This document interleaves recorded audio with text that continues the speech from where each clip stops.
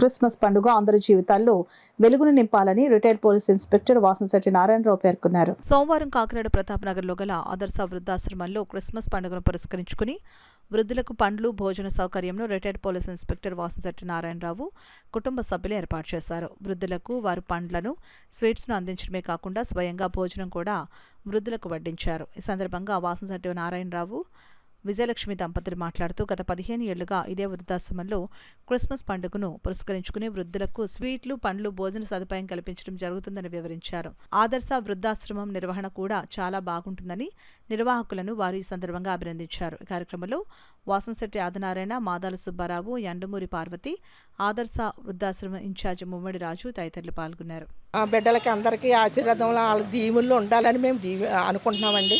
అలాగే శ్యాము గారు మరి 4 సంఘాలు నడిపిస్తున్నారండి. ఆ 4 సంఘాలు కూడా ఆయనకి ఆశీర్వాదం దీవుల కుటుంబానికి ఉండాలని నేను ఆశిస్తున్నానండి.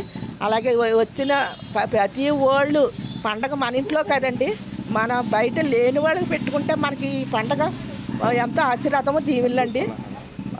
మరి పండ్లు, పలహారాలు తెచ్చి ప్రతి వాళ్ళు కూడా ప్రతి కుటుంబం కూడా పెట్టాలని నేను ఆశతో ఎదురు చూస్తున్నానండి. అలాగే ఇక్కడ ఉన్న ప్రతి బిడ్డని మరి ఎంతో వేదన బాధలతో ఉంటున్నారు కాబట్టి ప్రతి బిడ్డలకి భోజనం పెట్టేలాగా ప్రతి వాళ్ళు మనసులో ఉండాలని ఆశీర్వదించాలని నేను అడుగుతున్నానండి. ఇది పండగ మన పండగ కాదు, లేని వాళ్ళ పండగ కాబట్టి ఇది ప్రతి బిడ్డకి ప్రతిదీ పెట్టాలని ఆశీర్వదించాలని. మరి ఈ సంవత్సరం ఇలాగని కాదు, ప్రతి సంవత్సరం పెట్టాలండి. మేము 1 సంవత్సరం, 2 సంవత్సరాలు, 15 సంవత్సరాల నుంచి పెడుతున్నామండి.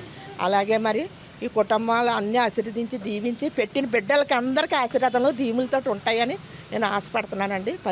తర్వాత పళ్ళు, భోజనాలు ఏర్పాట్లు ఘనంగా చేసుకుంటుంటే మా కుటుంబానికి మాకు చాలా ఆనందంగా ఉంటుంది.